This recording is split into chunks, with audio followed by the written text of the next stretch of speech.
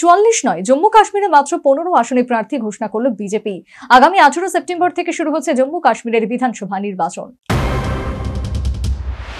রীতিমতো উৎসাহের সঙ্গে সোমবার জম্মু কাশ্মীরের বিধানসভা নির্বাচনে 44 আসনে প্রার্থী ঘোষণা করেছিল বিজেপি। তবে তার কয়েক ঘন্টার মধ্যেই তা প্রত্যাহার করে 15 আসনের প্রার্থী তালিকা প্রকাশ করল কেন্দ্রীয় নেতৃত্ব। বিজেপি সূত্রের খবর, তালিকায় বেশ কিছু ভুলভ্রান্তি থাকায় পুরনো তালিকা প্রত্যাহার করে নেওয়া হয়েছে এদিন, জানিয়ে শুরু হয়েছে রাজনৈতিক জল্পনা।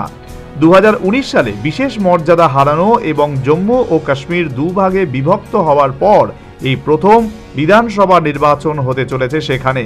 3 দফায় জম্মু এবং কাশ্মীরে 90টি আসনে হতে চলেছে নির্বাচন।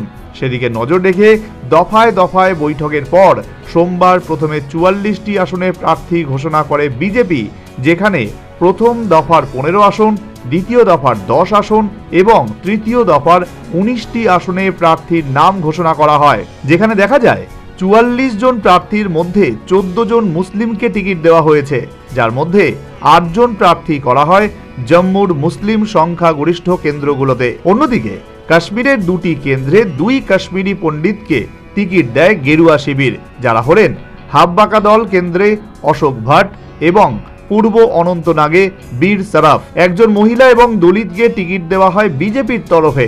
আপাত দৃষ্টিতে সবকিছু ঠিকঠাক থাকলেও তালিকা প্রকাশের মাত্র কয়েক ঘন্টার মধ্যে সেই তালিকা প্রত্যাহার করে নেয় গেরুয়া শিবির। এরপর শুধুমাত্র প্রথম দফা নির্বাচনের জন্য যে 15 আসনের তালিকা ঘোষণা করা হয়েছিল সেটাই পুনরায় আনুষ্ঠানিকভাবে প্রকাশ করা হয়। উল্লেখ্য, 90 আসনের জম্মু এবং কাশ্মীর বিধানসভায় কাশ্মীরে রয়েছে 47টি আসন এবং বাকি 43টি আসন রয়েছে জম্মুতে। আগামী 18 সেপ্টেম্বর, 25 সেপ্টেম্বর এবং 1 অক্টোবর মোট 3 দফায় নির্বাচন হবে এখানে। 4 অক্টোবর হবে ভোট গণনা। জম্মু এবং কাশ্মীরে শেষবার বিধানসভা নির্বাচন হয়েছিল 2014 সালে। সেই নির্বাচনে 25টি আসনে জয় পায় বিজেপি, 28টি আসন জেতে পিডিপি, ন্যাশনাল কনফারেন্স 15টি এবং কংগ্রেস 12টি আসনে জেতে। বিজেপি এবং পিডিপি জোট বেঁধে সরকার গঠন করে, তবে জোট মাঝপথেই ভেঙে যায়। এবারের নির্বাচনে ইতিমধ্যেই জোট ঘোষণা করেছে এনসি এবং কংগ্রেস।